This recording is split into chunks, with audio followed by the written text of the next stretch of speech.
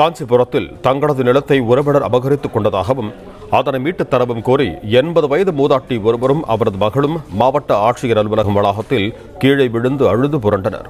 இதுகுறித்து கூடுதல் விவரங்களோடு இணைகிறார் எமது செய்தியாளர் ஸ்ரீராம். வணக்கம் ஸ்ரீராம், உங்களிடம் இருக்கும் தகவல்களை சொல்லுங்க.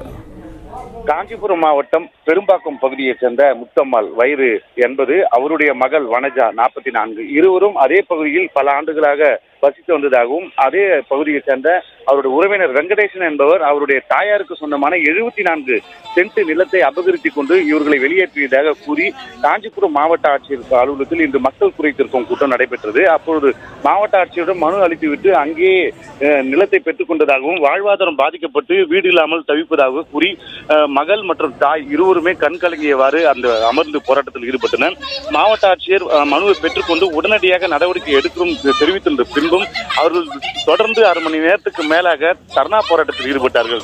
தரையில் அமர்ந்து கொண்டு அழுது இதே போன்று பல்வேறு முறையில் மனு கொடுத்திருக்கிறோம், எந்த நடவடிக்கை இல்லை எனவும், ஆகியால் இந்த முறை கண்டிப்பாக நடவடிக்கை எடுக்க வேண்டும், இல்லை என்றால் இங்கிருந்து செல்ல மாட்டோம் என தெரிவித்து தாய் மகளும் இந்த போராட்டத்தில் ஈடுபட்டதால் பெரும் பரபரப்பு ஏற்பட்டது.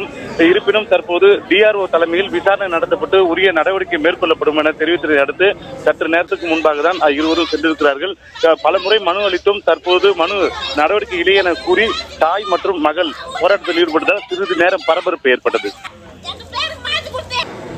நன்றி ஸ்ரீராம், உங்க தகவல்களுக்கு. பிளே ஸ்டோர் மற்றும் ஆப் ஸ்டோரில் இருந்து பாலிமர் செயலியை QR கோடு மூலம் பதிவிறக்கம் செய்யுங்கள். செய்திகளை உடனுக்குடன் பெறுங்கள்.